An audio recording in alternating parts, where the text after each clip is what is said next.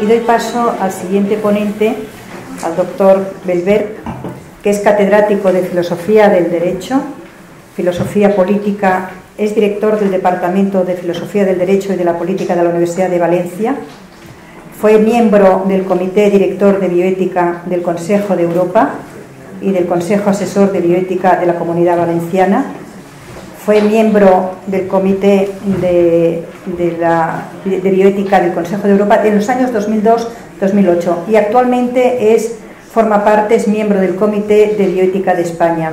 He de añadir algo un poco más personal, pero le he preguntado en un momento dado si entendía el catalán y me ha dicho que por supuesto, que su abuelo era de Manresa y le hablaba en catalán, con lo cual si luego hay alguna intervención perfectamente les va a atender.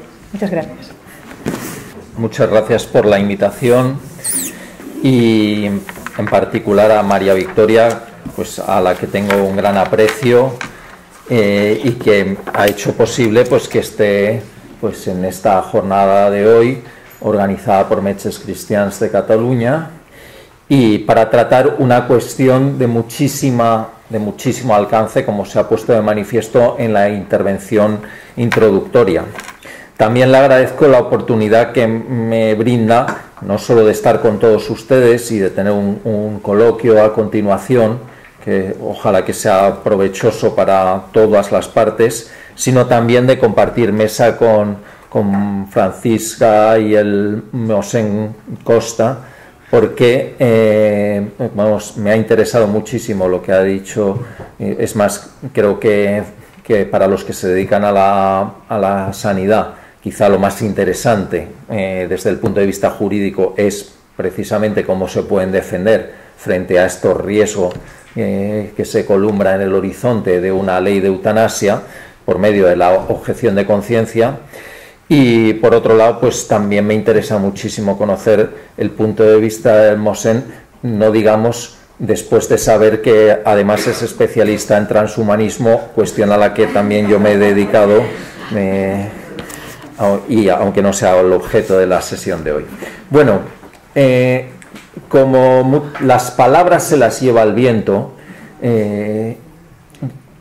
yo les voy a empezar por lo más importante, que son recomendaciones bibliográficas, porque luego lo que pueda decir podrá tener más o menos interés, ¿no? Entonces les recomiendo dos libros que no tratan directamente de la eutanasia, y en los poquísimos párrafos que se ocupan directamente de ella, bueno, lo abordan no cerrando enteramente la puerta a esa posibilidad, ¿no?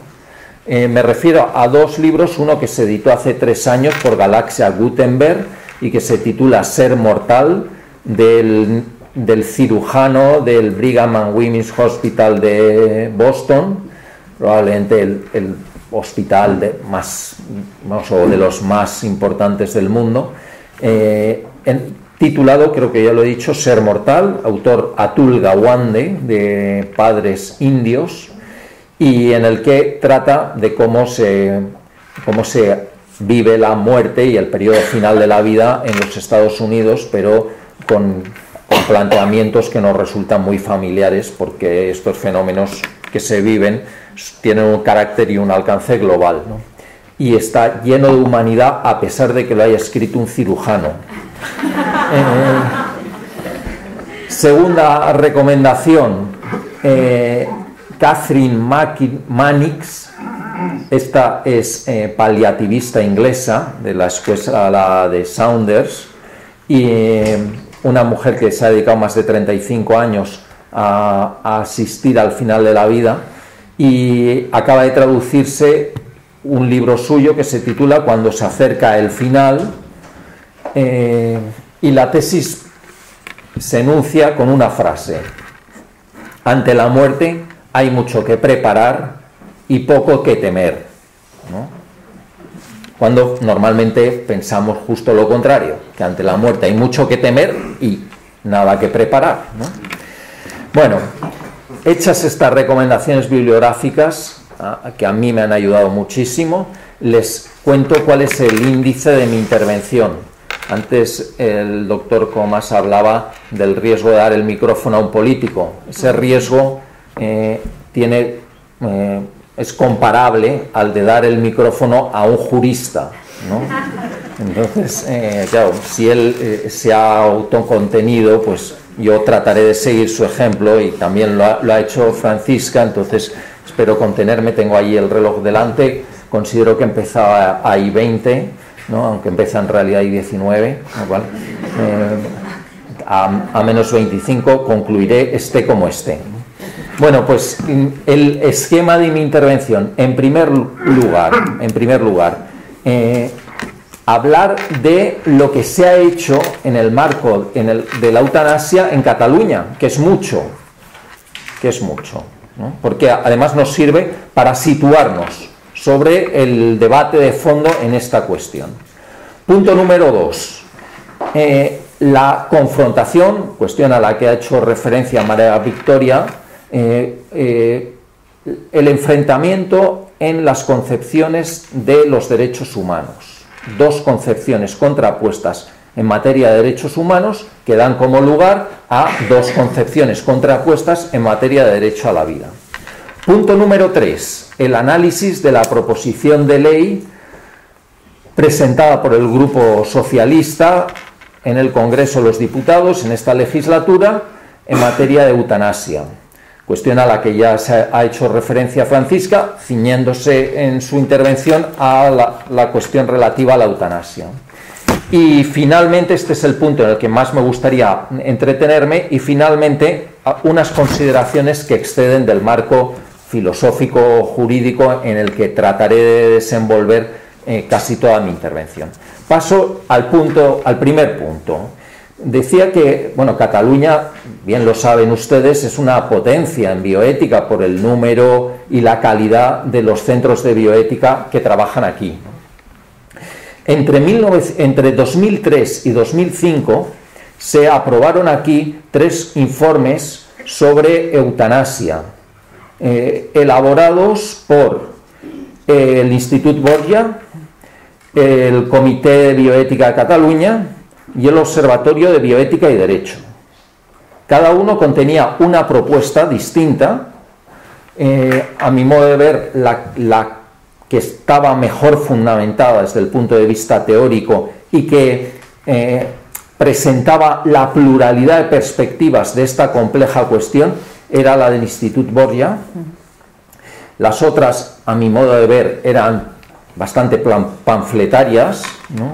con una tesis que iban desarrollando, pero no como lo que a mi modo de ver deberían ser, es decir, pues informes que recogen una deliberación sobre una cuestión controvertida, mostrando la diversidad de puntos de vista al respecto, para finalizar haciendo una propuesta, ¿no? Aquí desde el principio se defiende una tesis y se van aportando argumentos para defender esa tesis, ¿no? Bueno,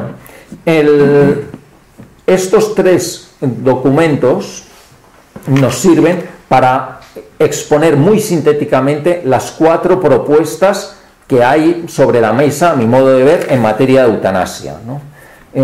La primera, que no la contempla, entiendo yo, ninguno de estos 3 documentos, sino más bien el Comité Francés de Bioética, vendría a decir: la eutanasia solo se puede contemplar como un recurso excepcional para situaciones excepcionales.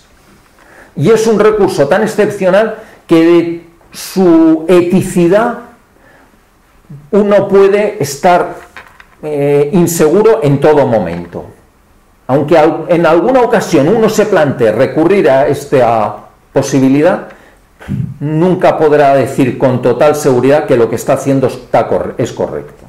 O sea, el margen que deja para optar por la eutanasia es mínimo. Segunda opción. La vida, puede haber un momento en que deje de valer la pena seguir viviéndola.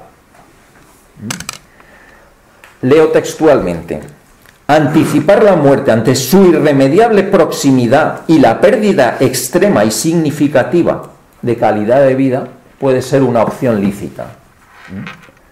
Estamos próximos a morir, la persona está devastada, esa vida realmente vale la pena seguir viviéndola. Entonces, uno, en un ejercicio de madurez, puede decir, yo ya me rindo, renuncio a seguir viviendo. Claro, esta propuesta pues es un poco incoherente, por lo que luego trataré de ver, porque si la vida no merece la pena ser vivida, cuando se den esas situaciones objetivas, entonces ya podremos disponer de esa vida, porque seguirá siendo la vida de un ser humano, pero no la vida de una persona, ¿no? Ese es un planteamiento, entonces nos llevaría a autorizar la eutanasia involuntaria. El otro planteamiento, considerar que el derecho a la vida incluye el derecho a disponer de la propia vida, el derecho a morir, y entonces eso es una decisión completamente subjetiva y no tiene ningún sentido mencionar cuestiones de si yo estoy próximo a morirme, si estoy desahuciado, si estoy en una situación de discapacidad crónica o lo que sea. Soy yo quien decide soberanamente cuándo debo acabar con mi vida. Pero aquí se intentan conjugar esas dos lógicas que, a mi modo de ver, resultan antitéticas, ¿no? Tercera, un paso más adelante. La eutanasia tiene sentido en situaciones de enfermedad terminal o patología severa. Enfermedad terminal o patología severa. Esta es la propuesta del Comité de Bioética de Cataluña, que no sé si ha hecho suya o no el Grupo Socialista, pero desde luego coincide en su planteamiento con lo que ahora ha llevado al Congreso el Grupo Socialista. O sea, si una persona está en una situación de enfermedad grave, incurable, o en una situación de discapacidad grave, crónica, y lo pide porque considera que tiene unos sufrimientos insoportables, pues hay que procurarle la muerte, ¿no? Y la cuarta, si yo como sujeto autónomo tengo el derecho a decidir cuándo muero, entonces esa decisión la puedo adoptar en cualquier momento. Y la puedo adoptar porque esté con unos dolores insoportables, o la puedo adoptar porque estoy cansado de vivir, o porque pienso que mi ciclo vital ya ha concluido, que ya no tengo nada más que hacer aquí. El cansancio existencial o la completitud de la vida, ¿no? Y esta es un poco la propuesta que llevaba el Observatorio de Derecho y Bioética. Bueno, como ven, no todos proponen lo mismo, ¿no? Pero si nos fijamos en nuestro referente, creo que no tiene sentido hablar de eutanasia si no estamos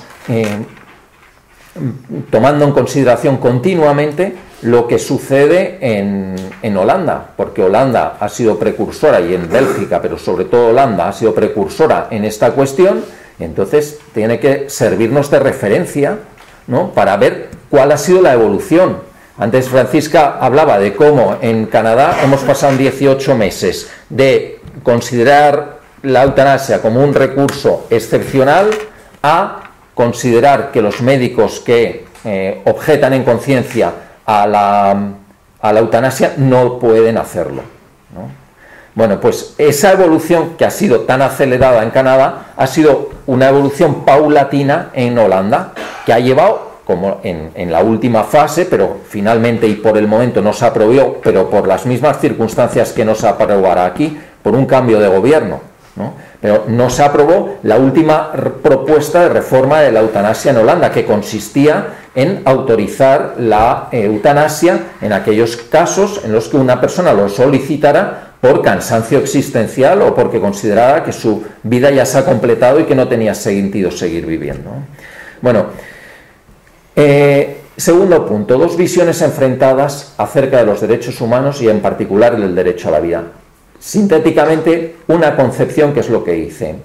Los derechos humanos son garantías del derecho para proteger bienes fundamentales de la persona, ¿Y qué son esos bienes fundamentales de la persona? Aquellos que si te arrebatan, tu vida carece de dignidad, tu vida no merece la pena seguir siendo vivida, tu vida ya no es la vida de una persona. ¿Y qué bienes son esos? Evidentemente la vida, pero el pensamiento, la expresión, la intimidad, el trabajo en las condiciones adecuadas, la educación. Si a mí no me dejan educar porque me manipulan, si a mí no me dejan pensar lo que considero porque me imponen el pensamiento, si no me dejan expresarme, si atentan contra la integridad de mi cuerpo, bien porque me torturan o bien porque me imponen un tratamiento sin pedirme el consentimiento, ¿qué vida digna tengo yo?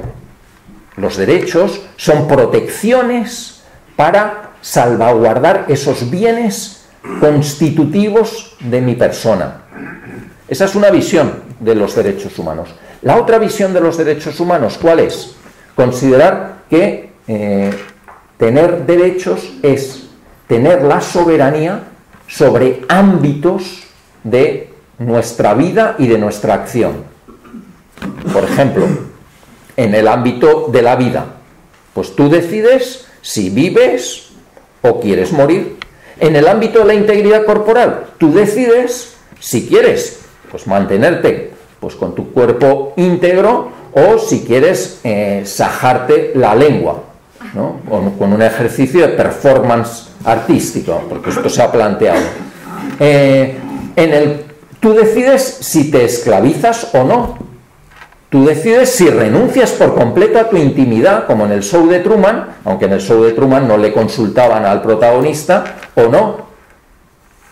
Pero, en definitiva, tus derechos son tus propiedades. Igual que con la propiedad de un libro, tú puedes venderlo, lo puedes quemar o lo puedes leer y guardar toda tu vida, pues con estas otras propiedades puedes hacer lo mismo. Disponer, abusar, enajenar. No sé si se ve con claridad que son dos concepciones antagónicas, enfrentadas. Y ninguna de las dos se puede decir que refleje una determinada visión religiosa. Y si consideramos que una de ellas lo hace, podemos igualmente considerar que también la otra, ¿no? Tercer punto, la proposición de ley. Y voy rapidísimamente. Bueno, como les he dicho, la ley va a permitir, ha sido muy afortunado el que haya concluido precipitadamente la legislatura. Porque por lo menos a efectos de la eutanasia, en esta legislatura no se va a aprobar. Quiero decir, yo les doy mi opinión, ha sido muy afortunado para mí, que no soy partidario de la eutanasia, ¿no? Pero el tema está sobre la agenda del Parlamento desde hace muchísimos años y volverá, y volverá, y volverá. Y no digamos en el contexto actual en el que ahora mismo pues, la mayor parte de los países occidentales están reconsiderando esta posición. Cuando yo me ocupé por primera vez de este tema, era el estado de Oregón, era Suiza, era Holanda, y ahora son muchos los estados que se están subiendo al carro de la eutanasia. Y evidentemente España es un referente a nivel internacional en bioética, porque ha sido precursora de muchas leyes en estas materias, y en particular en el ámbito latinoamericano. De manera que lo que hagamos aquí será tomado muy en consideración en Latinoamérica. Bueno, pues la propuesta era, ya hay que hablar de pasado, porque como digo no se va a tramitar, permitir la eutanasia en estos dos supuestos: enfermedad incurable grave o discapacidad grave crónica, ¿no? Esta opción de la eutanasia se presenta como un derecho, ¿no? La retórica de los derechos. Pero ha habido otra proposición sobre la cual también sería muy interesante hablar, de ley, que afortunadamente tampoco va a prosperar por la misma razón, el fin precipitado de la legislatura, que es la proposición de ley presentada en este caso por Ciudadanos para regular la subrogación la maternidad subrogada, la gestación por sustitución. En este caso también se habla del derecho no solo de los comitentes a tener un hijo por subrogación, sino de las mujeres a ser gestantes de subrogación, ¿no? Aquí hemos descubierto que cualquier cosa que se nos ocurra, si la envolvemos en la bandera de los derechos, va a tener pegada social, ¿no? Y es lo que se hace aquí, ¿no? No puedo entretenerme más al respecto. Evidentemente, al ser un derecho, en un Estado social de derecho, se convierte en una prestación que facilita el Sistema Nacional de Salud. Una prestación gratuita que involucra a todo el sistema y a todos los profesionales, ¿no? Y esto tiene unas consecuencias tremendas, porque altera por completo la concepción de la profesión de médico, ¿no? Ahora ya uno no se dedica a curar, cuidar, acompañar, sino que también está en el abanico de acciones que lleva a cabo un médico, matar. En ningún momento hablan de matar o de quitar la vida, sino que se habla en todo momento de ayudar para morir. Pero ¿acaso los médicos se han dedicado toda su vida a ayudar a bien morir? ¿No? Pero ahora el ayudar para morir consiste en practicar la eutanasia. Eutanasia en el hospital o eutanasia a domicilio, porque se autoriza por igual la eutanasia stricto sensu y el suicidio médicamente asistido, ¿no? En cuarto lugar, se produce la paradoja de la eutanasia, que es que en la eutanasia, por más que se hable del derecho a la autonomía, ¿no?, y a la soberanía en la decisión de la persona sobre su vida, siempre va a haber alguien que decida por nosotros. Siempre va a haber un facultativo que diga, sí, los dolores son insufribles, intolerables para él o no. Este médico tiene que consultar a su vez con otro facultativo que también puede decir sí o no. Y en función de lo que acuerden, esa propuesta, como ha señalado Francisca, va en todo caso a la comisión de control y evaluación. En el caso de que se deniegue, pues se puede decir, no, te has equivocado, sin ver al paciente, te has equivocado, y otro médico tiene que practicarle la eutanasia, ¿no? Y en caso de que el médico se niegue y la comisión no diga nada, el paciente tiene derecho a reclamar.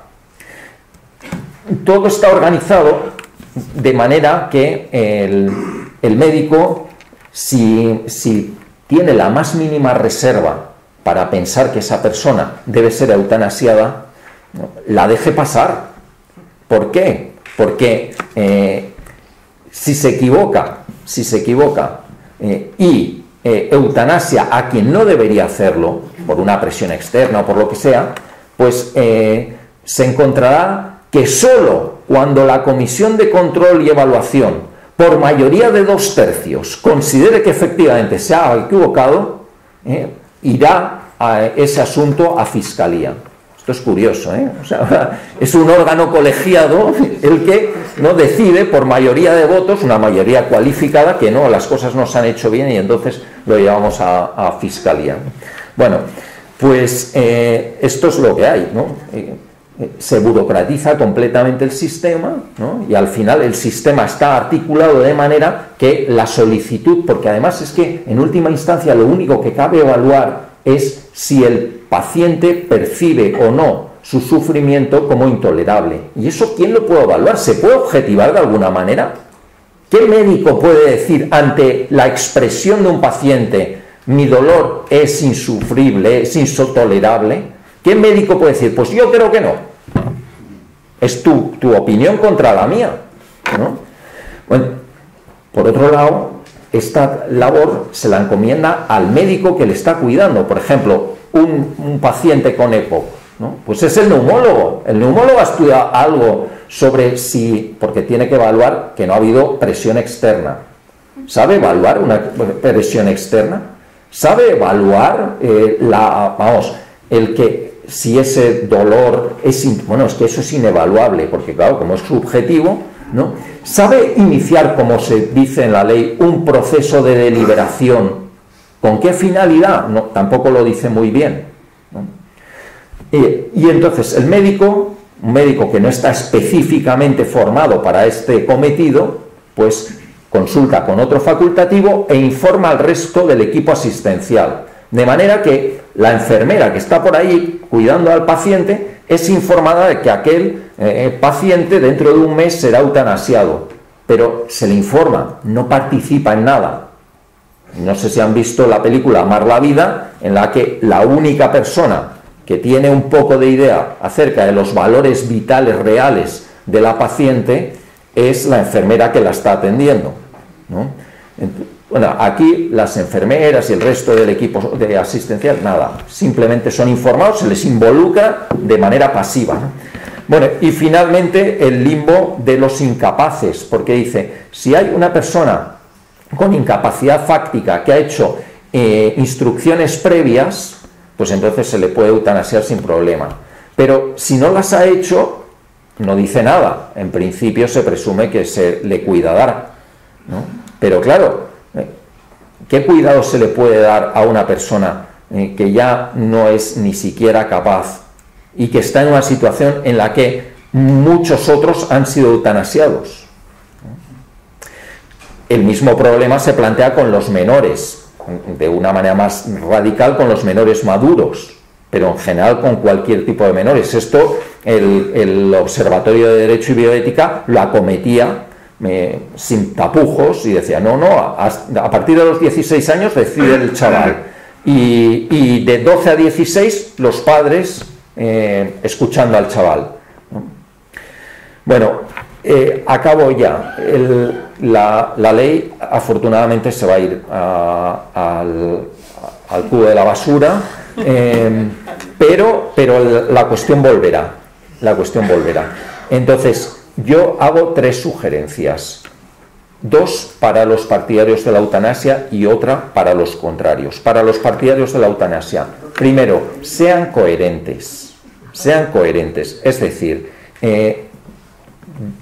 digan que lo que quieren es que la persona tenga la soberanía sobre su vida, decidir cuándo vive y cuándo muere, y todo lo demás son pamplinas, ¿no?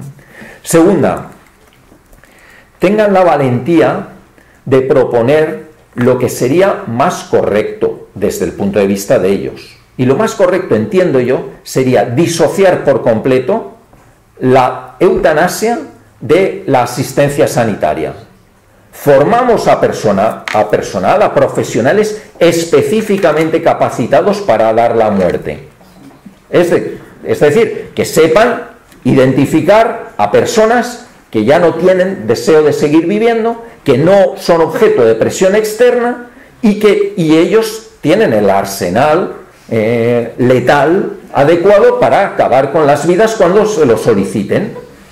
Y eso se lleva a cabo con toda libertad, de manera reglada, pero al margen por completo del sistema público de salud. El sistema público de salud es un sistema donde personas que se ocupan de cuidar, curar, acompañar y ayudar hasta el final a las personas, ¿no? Ya está. Y así eliminamos toda suerte de recelos, evitamos el problema de cargarnos la profesión médica, evitamos el problema de que la gente llegue asustada a los hospitales porque no sabe si entrarán pero no saldrán, ¿no? Etcétera, ¿no? Eso respecto a los partidarios de la eutanasia. Y respecto a los contrarios yo les diría, miren, yo pienso que si no cambiamos la cultura dominante de la que todos nosotros en buena parte bebemos, será inevitable que cambiemos las leyes para autorizar la eutanasia. Solo se evitará la eutanasia si somos capaces de generar y ver la excelencia de una nueva forma de cultura. Una nueva forma de cultura que sintéticamente sustituya la soledad en la que hemos decidido vivir por el acompañamiento como un valor fundamental. en la que se sustituya la productividad y la competitividad por el primado de cualquier ser humano por el mero hecho de existir, y en la que se sustituya el afán por tener una vida asegurada a toda costa por la confianza en un vivir día a día, pues abandonándonos en esa suerte de saber que sí, que nosotros disfrutamos de una vida maravillosa, una vida que va a tener un fin y una vida que tiene unas sorpresas, pues, ante las cuales hay que mantener siempre un talante activo. Muchas gracias.